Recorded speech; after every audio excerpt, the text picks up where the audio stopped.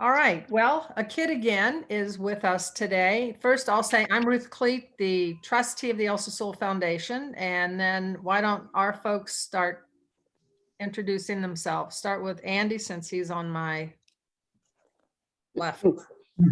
Hi, I'm Andy Kusher, one of the advisory board members. Andy. I think I'm next, Betty Bravo, a board member. Hi, Betty. Dick Murgatroyd, advisory board member. Dick. Frank Hicks, a board member. Frank. Hello, good morning. Jordan Cleet Kusher, program officer. Jordan. Okay, your all's turn. All right, sure. Well, I'll kick us off. My name is Nick Wagner. I'm the executive director of the Southwest Ohio chapter here of A Kid Again. And thank you all very much for meeting with us this morning. We're very excited to present our program to you. Good morning. I'm Jen Coma. I'm the Chief Operating Officer at the National Office for A Kid Again, and really excited to be with you. Hope you all had a wonderful weekend. I'm Britt Underwood. I'm the family liaison, and I am a mom, and our family is part of A Kid Again. And I'm really honored to be able to present for you today. Thank you for having us. All right. Do you, just before you start, do you have any PowerPoint or videos or anything that you wanted to show during the course? We do have just a few photos we'd love to show throughout at some portion today, if that's an opportunity.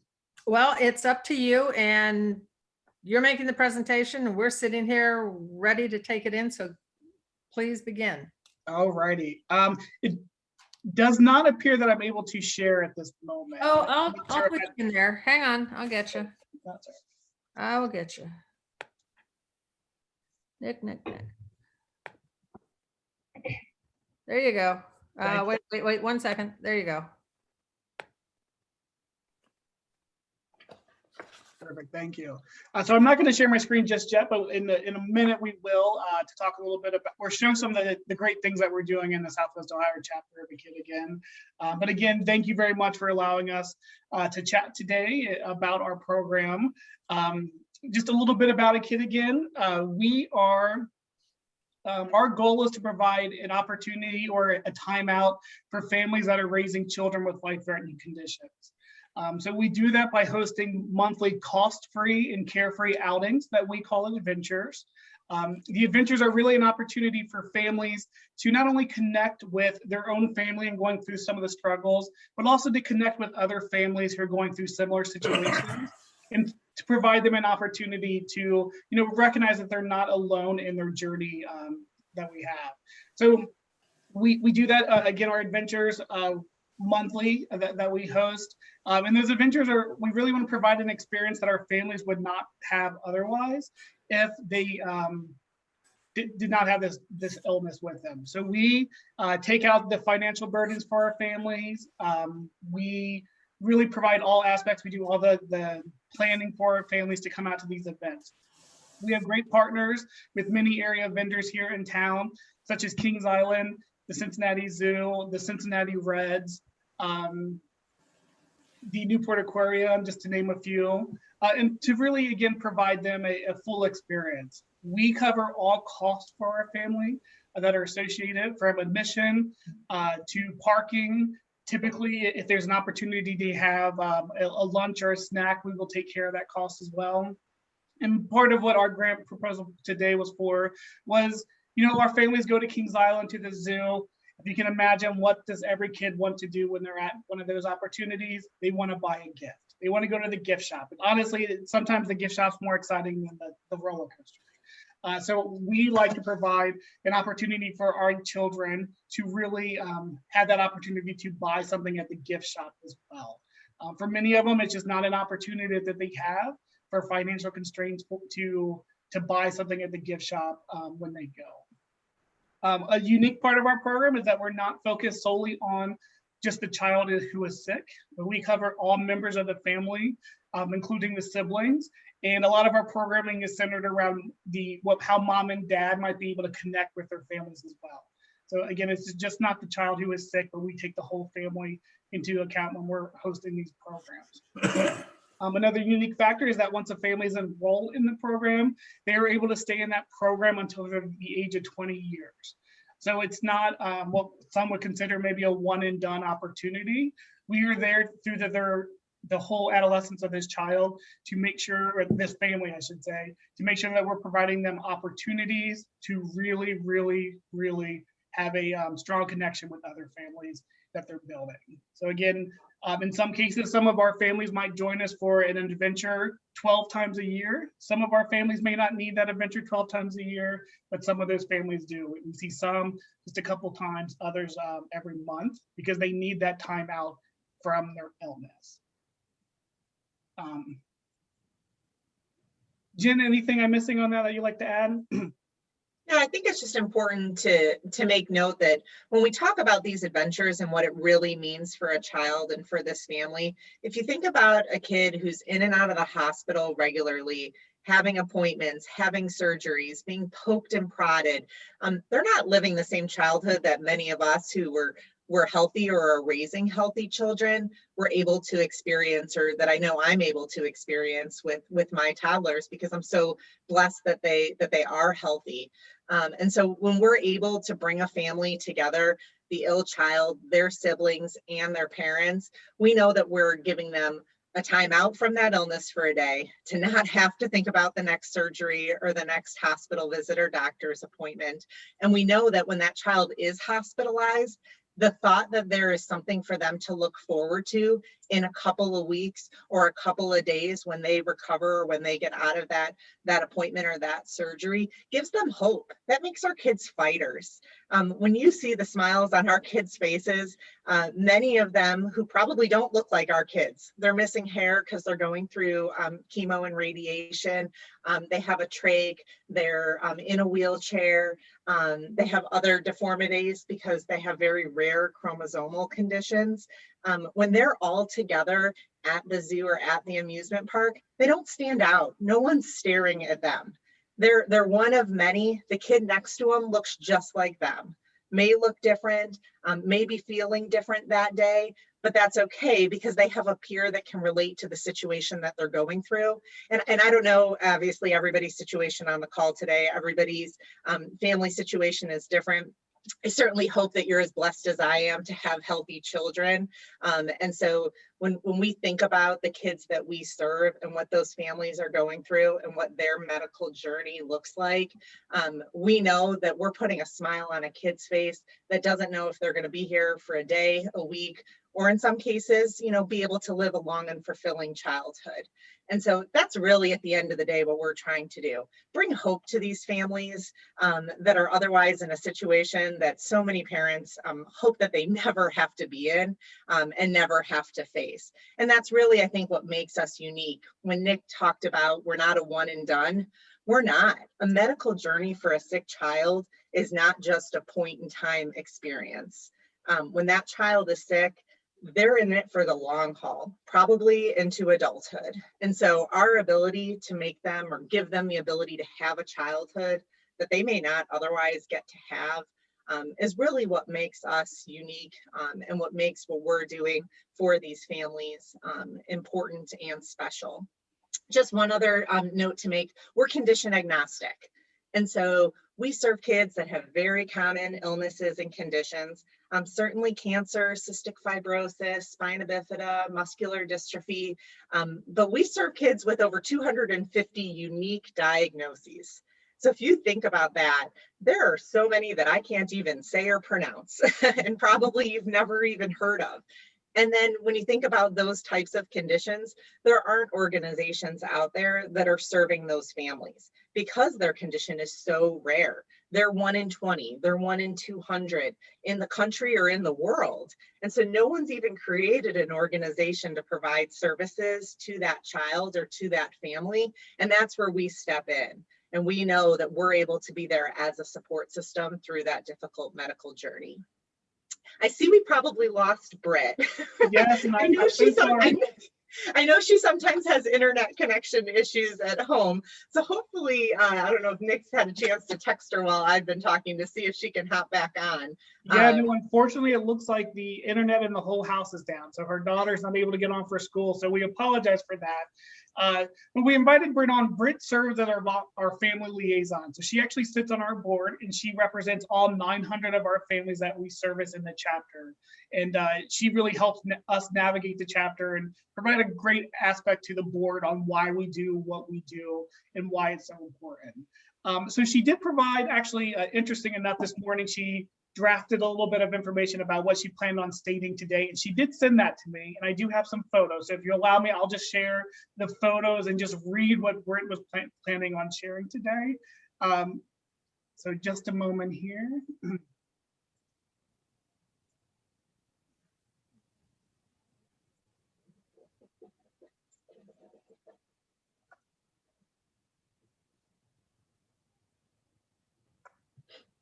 So this is Britt's family at some of our adventures that we host throughout the year. Calvin and their daughter Hannah and the rest of the Underwood family. So Calvin was born on Valentine's Day 2013 and then was immediately rushed to the NICU, where he spent the first 3 months of his life due to a birth defect where his esophagus and stomach were not connected. They determined this was due to a genetic condition, but they didn't know what it was. It was a lonely world for Britt and her family at that time. She was a mom with a medically complex infant and she felt very alone. And she lived like that for 2 years. For 2 years, they were in and out of the hospital on a weekly basis with Calvin, ensuring that he was safe as he could be.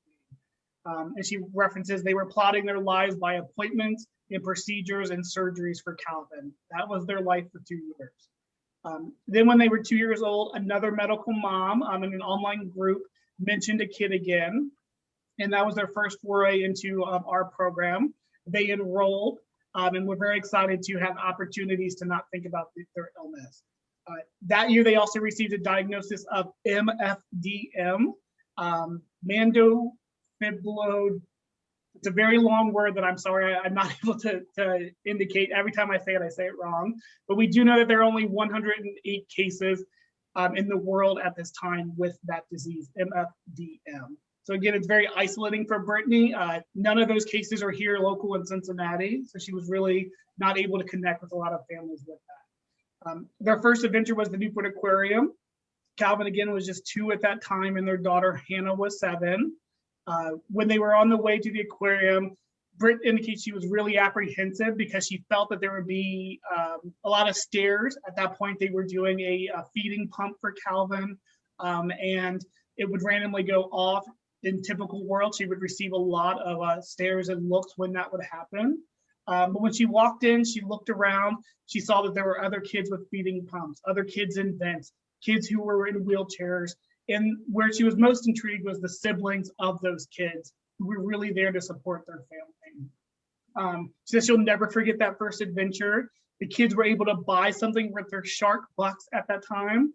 So again, the $10 voucher that we provided them.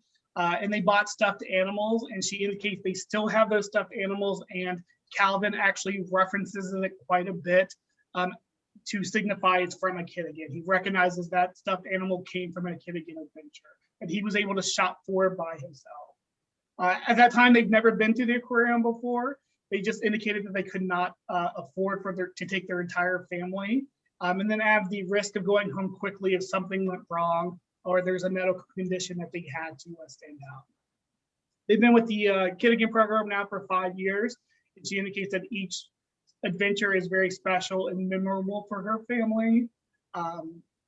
If they're able to get a gift at the adventure, they keep it forever, and they know which adventure it was years later. Again, referencing back to the stuffed animal they received at their first aquarium visit. A Kid Again is truly a big part of their lives now. They're a big part of our program and really, again, helping shape what we do here in the program. And she references that she no longer plots her lives around appointments anymore. And what they do is they mark on their calendar a Kid Again adventures instead. And then their whole process is we have 1 more week to a Kid Again adventure. No longer talking about the next doctor's appointment. It's 1 more week to the Kid Again adventure. So I apologize that Britt was not able to state that in her own words, but definitely I hope the sentiment still came across. You, Calvin, and Hannah, great family, the Underwoods, but they're just one of our nearly 900 families that we have in our program. And as you can see on the screen, some of the fun adventures that we've hosted this past year. COVID obviously is a struggle for many, but we were able to navigate through COVID precautions and still ensuring that we provide safe opportunities for our family. Maybe look a little bit different, but still have all the warmth and feel for our families to ensure that they're safe through that program. And then again, here are some more pictures that we show at our adventures. Kings Island, we host a holiday party. We did a Valentine's Day bash, exploring opportunities in the Dayton, Ohio market as well with the Dayton Dragons, and just a lot of fun. And one thing that I always reference back on these pictures, there may be some masks on these photos, but you can always see that there are smiles behind the mask. So it really did not stop our families from having a fun time and really showing, having a great experience and having a great time out from their relatives.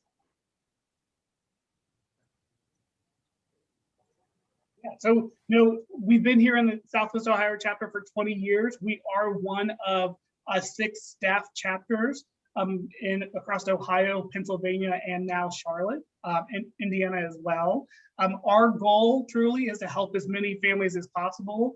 We're actually servicing families, even though we have staff in only 6 states, or excuse me, 4 states. We will be servicing families across 14 different chapters, or excuse me, 14 different states. And our ultimate goal is that every state will have representation from a kid again, where we can help as many families as possible. I had a quick question for you, Nick. Just within reason, does the family get like as many tickets as they want, like to go to the Reds or the zoo? Like, can they take their grandparents? Or if they have no siblings, can they take a friend?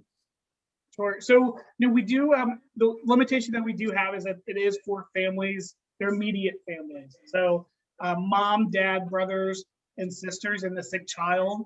We do allow for a medical aid to attend as well, or one additional adult that might be able to assist if there's a large family. In some cases, that might be a medical professional. In other cases, it might be an aunt or a grandma who can help ensure that the safety of a child, whether in our care.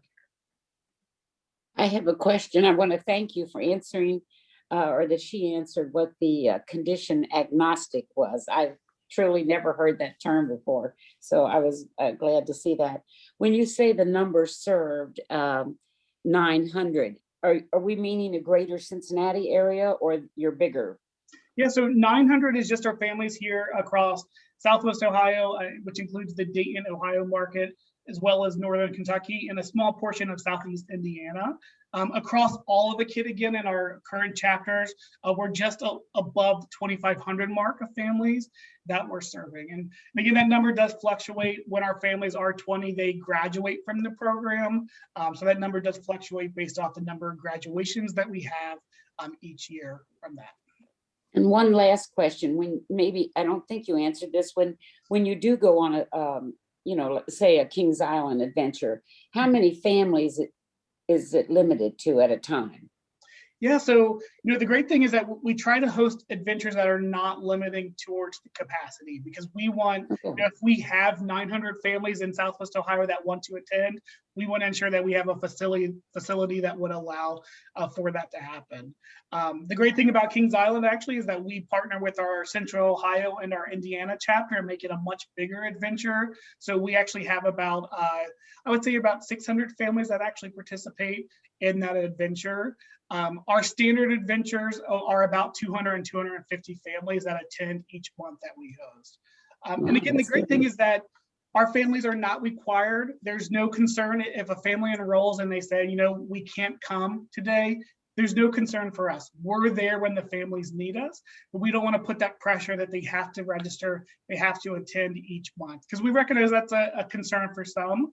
But also, families, dealing with the families that we're dealing, there's a lot of medical complications that may happen the morning of. If a child has a headache, they are no longer able to come to that adventure. There's a higher risk for a family coming out when they have a headache, or if seasonal allergies might cause a bigger concern for a family. So we really try to make it as an opening to our families as possible, but not for them to feel that they have to attend every outing that we have. Also And important to note, the- oh, I apologize. I think it's also important to note that, when an adventure is happening and the ill child isn't able to attend, that the siblings and parents are still able to. We know that when a family and a sick child are going through a difficult medical journey, it is not that sick child that's being impacted by that. His or her brothers and sisters are not experiencing the same childhood that a quote unquote typical family would get to provide them. And so if a child is in the hospital or is having, an issue that day where they're not able to attend, we don't then say that the siblings or parents can't go and bring a smile to those siblings' faces. We need to bring them just as much joy sometimes as we do the ill child, so that they can have the childhood that they're otherwise potentially missing out on. I guess, Nick, a question, how do families find you, or how do you find families? Yeah, great question. A lot of our families are actually referred to us from other families. So one thing that Britt referenced is that she heard about us from a medical mom on an online support group. Families are interesting in how they find connections to other groups, and a lot of them will turn to online support groups. A family will have a great experience at one of our adventures, and they will reference and indicate, you guys have to be a part of this program and all of the great benefits that we have. We do also have strong connections with Cincinnati Children's Hospital and Dayton Children's Hospital, where we are working with them. Their social workers really see the value in our program and how this can really benefit not just only the child, but again, the whole family. So they do refer quite a few families to us. We do just, in the process for a family to enroll is just an online application. And we do have, in some cases, a medical authorization or requirement for families to reach out to their doctor and provide us with more information on their condition. But we try to take as many roadblocks away from our families as possible. Getting them enrolled sometimes can be a roadblock. It's just another task for them. So we try to make that as easy as possible for them. Do you collaborate with Dragonfly or Down syndrome or any other? Yeah, so we do actually have quite a few collaborations here in town. One of our strongest is with the Cincinnati Children's Champions Program, which is their ambassador program within the hospital. They're actually helping us host a fireworks adventure next month at Coney Island, something that we have never done before and a new experience for our family. Some of the other organizations that we work with are Building Blocks for Kids, Revive Foundation, just a lot of different groups in town where we're all going through similar situations, especially this last year through COVID and how to navigate that. So we've really joined forces with a lot of different organizations to make sure that we're really being as impactful as possible and really trying to help as many families as possible with that. So But for this, go ahead. I said we've not touched all the organizations. For instance, Dragonfly, we're currently not working with them, but that's our ultimate goal. How can we work with all of these families? We all serve the same type of kids. We're all doing something different. How can we work all together? So for this last year, have you just been doing all virtual adventures? And when did you start to or plan to go back to do like all in-persons? Like I can't imagine outside would be easier, but maybe you're not going into the aquarium or. Yeah, so, great question. When COVID first came, about our first several months were virtual adventures. We were trying to find opportunities for our families through Facebook. That worked great. We had something every week for our families to take a part of. And then we switched to what we called our adventure in a box model. Our families indicated they wanted something more tangible that they could really have. So we hosted a drive-through event where families could come by and pick up a box of adventures. So when they needed a timeout, whether it was a water balloon fight or just even the ability to blow some bubbles, we wanted to provide them with those resources that they could do and still not cost a thing for them. So we had a great drive-through party where families could pick those up. Interesting enough, we put a lot of what we do in the hands of our families. We ask them what their comfort level is. We ask them, what they would like to see from us during that really uncertain time for a lot of organizations. And it's interesting that a lot of our families have actually indicated that at that time, that they were ready if we could provide a safe environment, ready to get back to our in-person adventures. And if you think about it, a lot of our families have already been living this very isolated life that many of us were experiencing for the very first time. So mask was an everyday routine for a lot of our families. Constant hand washing was something that they've been doing for a long time. And then they knew that they could really navigate, provided an opportunity for social distancing, that they could have an opportunity to do that.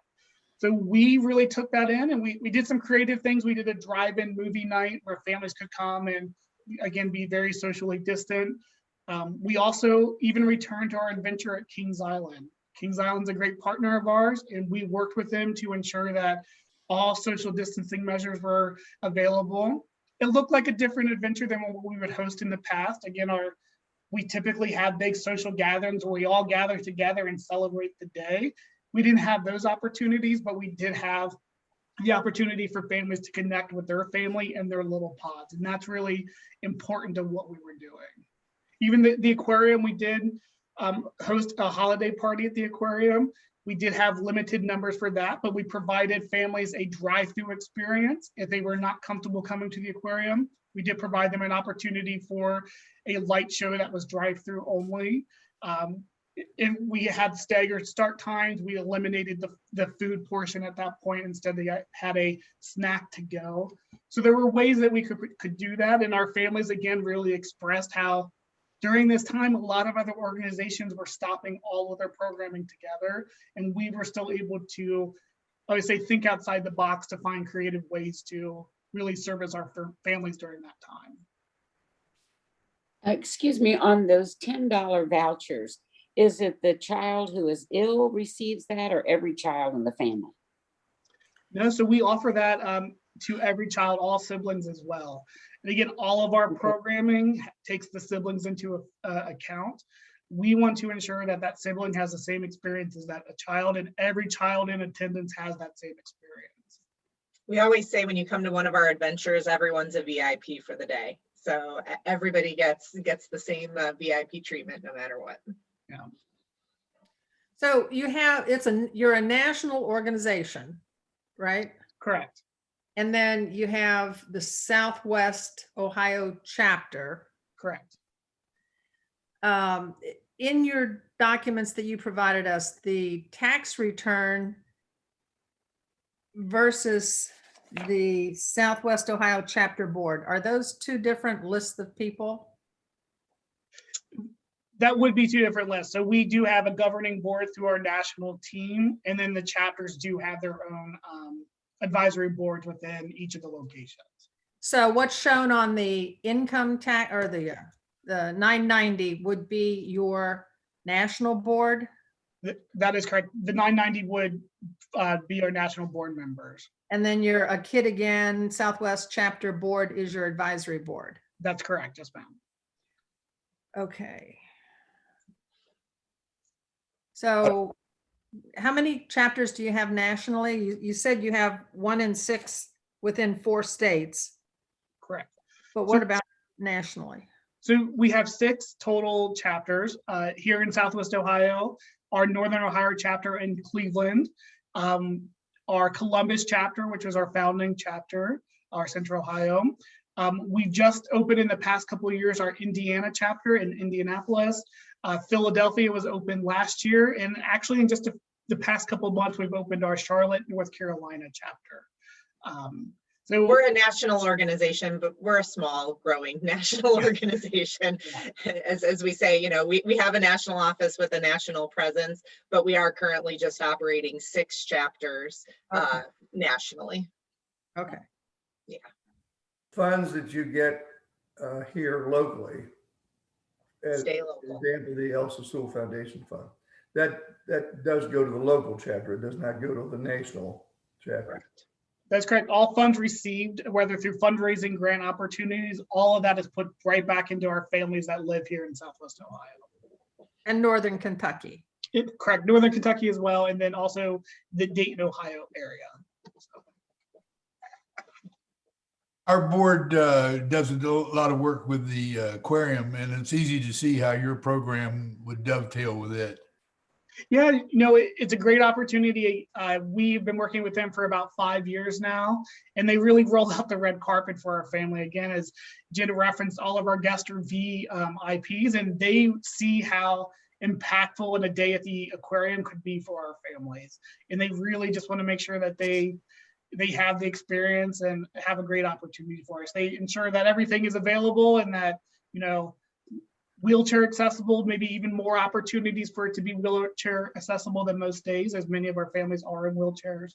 It's a great opportunity to work with them. And again, they're just one of our many partners. Why we can do so much of what we do is that we do have great partners in town who are seeing the value of our programming, like Kings Island, like the Cincinnati Zoo, to really just see the value of what we're hosting for our family. Thank you. Thank you. How did you guys hear about the Elsa Sewell Foundation and to apply? Interesting. I followed the Facebook page a while ago, actually, but I met Ruth very briefly, just in a small conversation at the Fast Pitch that I participated in last year. So from there, it just really allowed me to look a little bit more and expand on that. I've only been in this role as executive director for a little less than 2 years. So we're still kind of developing, and I'm building up those community supporters. Have to say that a great reputation in town from a lot of organizations on what you guys are doing. So really, which is what brought me to the organization.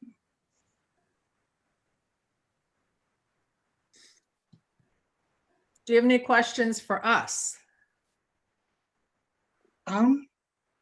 What does the process look like from here? We've enjoyed spending time with you this morning. We'd love to know what next steps would be in place. Yeah, so our board meets at the end of this month, April 29th, and we usually get back to everybody within a week of the meeting. So first week of May, you'd be hearing back from us. So we do 3 cycles a year, and this is our first. And then the next one begins June 1st, and then the next one is September 1st. And then we do our scholarships at the universities and miscellaneous things, and that's kind of our year. So you guys are very busy. Lots of, yeah, that's a lot. So I think that's all of our questions. yeah, I don't think I have anything. Okay, I guess thanks for spending time with us this morning and telling us a little bit more about what you guys are doing. We appreciate it. Thank you Thank very you. much. Thank you. Thanks. Thank Have a you. wonderful week. Yeah.